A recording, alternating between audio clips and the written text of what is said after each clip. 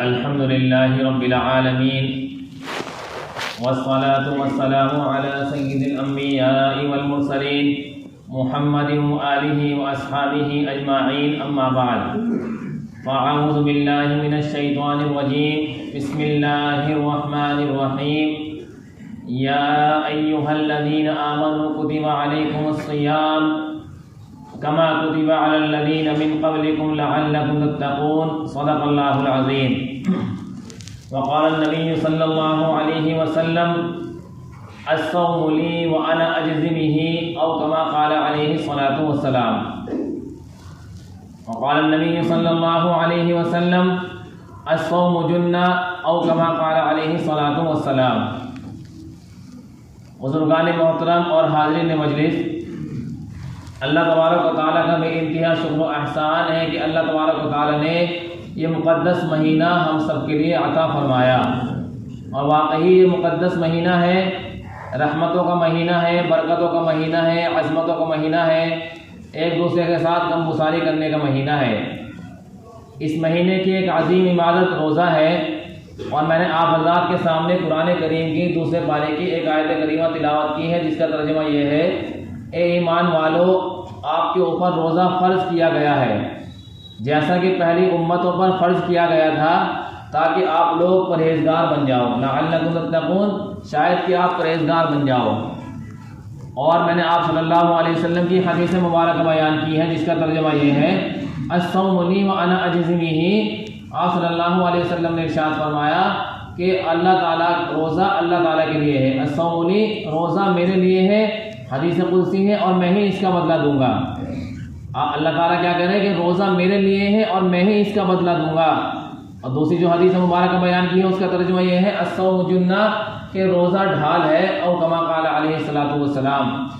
تو بزرگان محترم، روزے کو عربی میں صوم کہتے ہیں۔ صوم کے معنی آتے ہیں رکنا، جس کی جمع ہے صیام، یعنی کہ رکنا، کن چیزوں سے رکنا؟ تمام برائیوں سے رکنے کا نام روزہ ہے۔ اور روزے سے آپ حضرات کے اندر آہستہ آہستہ برائیوں سے بچنے کی صلاحیت پیدا ہو جائے، اس چیز کا نام روزہ ہے۔ اور لعلکم تتقون کیوں کہا گیا؟ کہ روزہ رکھ کر آپ پرہیزگار بن جاؤ۔ اور جب انسان پرہیزگار بن جاتا ہے، انسان اللہ سے ڈرنے والا بن جاتا ہے، اور انسان اللہ سے جو ہے بالکل ایسے ہر وقت ڈرتا رہتا ہے، دیکھنے سے ڈرتا ہے، اور اسی طرح سے تمام چیزوں سے، کھانے پینے سے ڈرتا ہے، کیونکہ جب روزہ رکھتا ہے تو کھانے پینے کو اللہ تعالیٰ نے منع کر دیا، حلال چیزیں بھی حرام ہو گئی، تو شاید کہ روزہ آپ کو پرہیزگار بنا دے۔ اور اللہ تعالیٰ قرآن حکیم میں بیان فرماتے ہیں: ان اکرمکم عند اللہ اتقاکم، کہ تم میں بہترین شخص وہ ہے جو سب سے زیادہ تقوی اختیار کرنے والا ہے، سب سے زیادہ اللہ سے ڈرنے والا ہے۔ بزرگان محترم، اللہ سے کون ڈرتا ہے؟ اللہ سے وہی ڈرتا ہے جو اللہ کو سمجھتا ہے کہ واقعی اللہ دیکھ رہے ہیں۔ انسان عام دنوں کے مقابلے میں روزے کی حالت میں نہ کھاتا ہے نہ پیتا ہے۔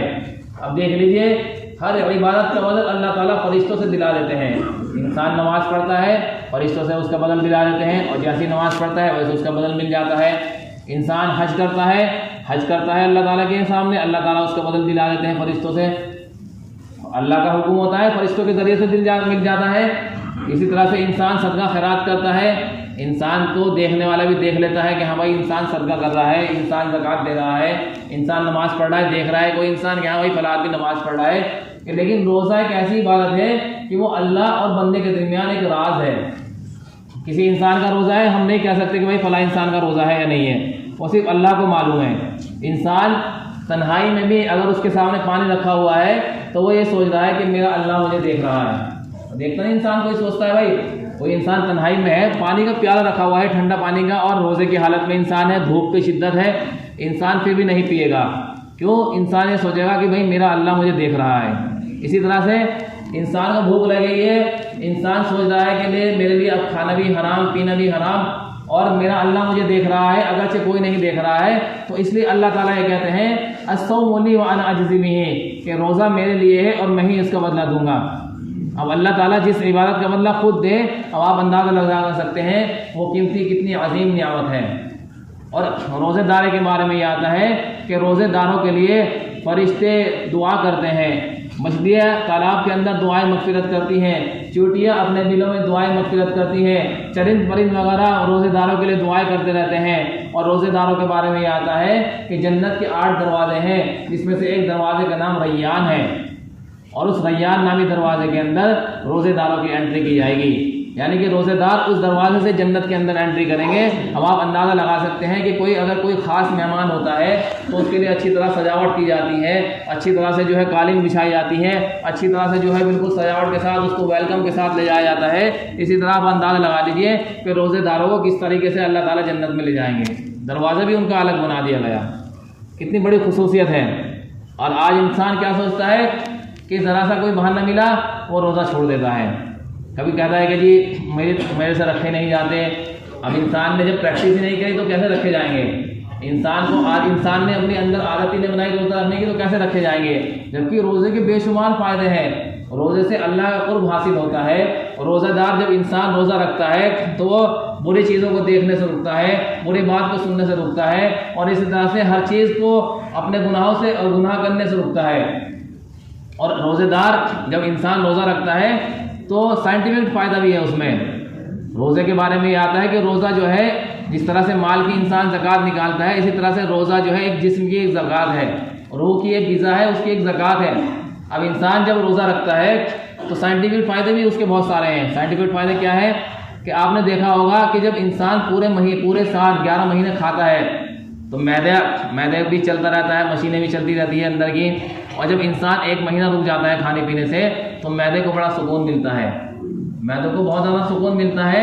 اور جب معدے کو سکون ملتا ہے اور معدے کو کچھ چیز کھانے کو نہیں ملتی تو اندر جو بیماری کے جراثیم ہوتے ہیں معدہ ان کو کھانے لگتا ہے، اور جب معدہ ان جراثیم کو کھا لیتا ہے تو انسان کی جو اندر کے جراثیم ہوتے ہیں وہ بھی ختم ہو جاتے ہیں، انسان بالکل پاک صاف اس کی باڈی ہو جاتی ہے۔ تبھی تو کہا کہ روح کی غذا ہے اور جسم کی ایک زکوٰۃ ہے روزہ۔ جس طرح سے انسان اپنے مال کی زکوٰۃ نکالتا ہے، مال پاک صاف ہو جاتا ہے، اسی طرح سے جب انسان روزہ رکھتا ہے تو جسم کی ایک غذا، جسم کی ایک زکوٰۃ نکل جاتی ہے۔ اور جب معدے کو کچھ کھانے کو نہیں ملتا تو معدہ جو ہے ان جراثیم کو کھاتا رہتا ہے، اور وہ جراثیم جو ہے جب خون ہمارا پیوریفائی ہوتا ہے تو وہ پیخانے کے راستے سے وہ بیماریاں تمام جراثیم نکل جاتے ہیں اور بدن بالکل پاک صاف ہو جاتا ہے، بدن بالکل تندرست ہو جاتا ہے۔ اور لوگوں کی غلط فہمی ہے کہ لوگ یہ سمجھتے ہیں کہ جی روزہ رکھیں گے کمزوری آ جائے گی، روزہ رکھیں گے ہم بیمار ہو جائیں گے۔ وہ بات الگ ہے، کوئی ضعیف العمر ہے، کسی کو ڈاکٹر نے منع کر دیا ہے، وہ مسئلہ الگ ہے بالکل، وہ فدیہ کا مسئلہ ہے جو میں نے عصر کے بعد متعلق بتلایا تھا، اس چیز کے بارے میں شروع میں ہی بتلا دیا تھا۔ لیکن انسان کو یہ نہیں سوچنا چاہیے کہ روزے سے مجھے کچھ بیماری ہو جائے گی یا روزے سے میں کام کیسے کروں گا۔ میرے محترم بزرگو دوستو، آپ روزہ رکھ کر بھوکا رہ لیجئے اور بنا روزہ رکھ کر بھوکا رہ لیجئے، آپ کو اندازہ ہو جائے گا کہ انسان جو ہے روزہ رکھ کر اللہ تعالیٰ کیسے اس کو جو ہے تقویت دیتا ہے، کیسے اس کو برداشت کرنے کا مادہ دیتا ہے، کیسے اس کو صبر کرنے کا مادہ دیتا ہے۔ اور ایک انسان بنا روزہ رکھے تھوڑی دیر بھوکا رہ کر دکھا دے، تھوڑی دیر پیاسا رہ کر دکھا دے، اسے اندازہ ہو جائے گا کہ روزہ انسان کو جسم میں کتنی تقویت دیتا ہے، اور بغیر روزے دار انسان کو کیسی تقویت حاصل ہوتی ہے وہ سب پتہ لگ جائے گا آپ کو۔ تو میں محترم بزرگو دوستو، روزہ ایک ایسی عبادت ہے جو اللہ سے انسان کو قریب کرتی ہے۔ اور روزے کے بارے میں یہ آتا ہے کہ اگر کوئی انسان روزہ رکھ کے پھر بھی برائی سے نہ بچے، پھر بھی چغل خوری سے نہ بچے، پھر بھی چغلی کرتا رہے تو میرے محترم بزرگو دوستو اس کا روزہ جو ہے پھر روزہ ہی نہیں رہتا۔ بہت سے ایک مرتبہ کا واقعہ ہے، آپ صلی اللہ علیہ وسلم کے زمانے میں 2 عورتیں آپس میں بیٹھی ہوئی روزہ رکھ کر چغلیاں کر رہی تھیں، ایک دوسرے کے ساتھ میں چغلیاں کر رہی تھی، ادھر کی۔ تو ایک صاحب آپ صلی اللہ علیہ وسلم کی خدمت میں حاضر ہوئے اور کہنے لگے کہ یا رسول اللہ صلی اللہ علیہ وسلم، فلاں عورتیں بالکل ایسی ہو رہی ہیں کہ بالکل جو ہے مرنے کے قریب ہے۔ تو آپ صلی اللہ علیہ وسلم نے خاموشی اختیار کری، پھر دوبارہ سے کہا کہ آپ صلی اللہ علیہ وسلم ان کے لیے کچھ بتائیے، وہ بالکل مرنے کے قریب ہے۔ تو آپ صلی اللہ علیہ وسلم نے کہا کہ ان کو یہاں پر لے کے آئیے۔ تو آپ صلی اللہ علیہ وسلم نے آپ صلی اللہ علیہ وسلم کی خدمت میں وہ دونوں عورتیں آئی گئی۔ آپ صلی اللہ علیہ وسلم نے ایک پیالہ لیا اور یہ کہا کہ اس میں کیا کیجیے۔ آپ صلی اللہ علیہ وسلم نے ان دونوں عورتوں کو کیا کرائی، کیا کرانے کے بعد ان کی کیا میں خون کے گوشت کے لوتھڑے اور اسی طرح سے پیپ اور اسی طرح سے گوشت کے چھوٹے چھوٹے لوتھڑے نکلے۔ تو ان صحابہ نے پوچھا آپ صلی اللہ علیہ وسلم یہ کیا معجزہ ہے؟ تو آپ صلی اللہ علیہ وسلم نے ارشاد فرمایا کہ یہ دونوں عورتیں روزہ رکھی ہوئی تھیں لیکن آپس میں کسی کی چغلیاں کر رہی تھیں، بہت زیادہ چغلیاں کر رہی تھی. اب آپ اندازہ لگا سکتے ہیں کہ روزے کی حالت میں چغلی کی وجہ سے ان کو اتنا روزہ لگ رہا تھا کہ وہ بالکل جو ہے مرنے کے قریب ہو گئی. تو وہ صاحب کیا چاہتے تھے کہ آپ صلی اللہ علیہ وسلم اجازت دے دیں, کہ آپ صلی اللہ علیہ وسلم آپ اجازت دے دیں کہ ان کا روزہ قضا کرا دیں ہم. لیکن آپ صلی اللہ علیہ وسلم نے کہا نہیں, یہ روزہ ان کو چغلیوں کی وجہ سے لگ رہا ہے. چغلی اتنا بڑا گناہ ہے. چغلی کرنا ایسا ہے کہ جیسے اپنے مرے ہوئے بھائی کا گوشت کھانا. کوئی انسان چغلی کرتا ہے, آج چغلی کو برا نہیں سمجھا جاتا. آج انسان کی چغلی کرتا ہے بغیر وجہ کی چغلی کر رہا ہے. کوئی بات نہیں مل رہی ہے تو چغلی کر رہا ہے. اب کوئی اور بات کر لو بھائی, پیار و محبت کی بات کر لو, کچھ ایسی بات کر لو, لیکن دیکھا خالی بیٹھے ہوئے, چلو بھائی چغلی شروع ہو گئی ایک دوسرے کی. تو میرے محترم بزرگوں دوستو, اس چیز سے بچنا ہے. چغلی کرنا ایسا ہے کہ جیسے اپنے مرے ہوئے بھائی کا گوشت کھانا ہے. تو ان دو عورتوں کو چغلی کی وجہ سے روزہ رکھا, اور آپ صلی اللہ علیہ وسلم نے ان کو جب الٹی کرائی تو تھون کے لوٹتے نکلے. تو میرے محترم بزرگوں دوستو, جب انسان روزہ رکھتا ہے تو برا دیکھنے سے بچتا ہے.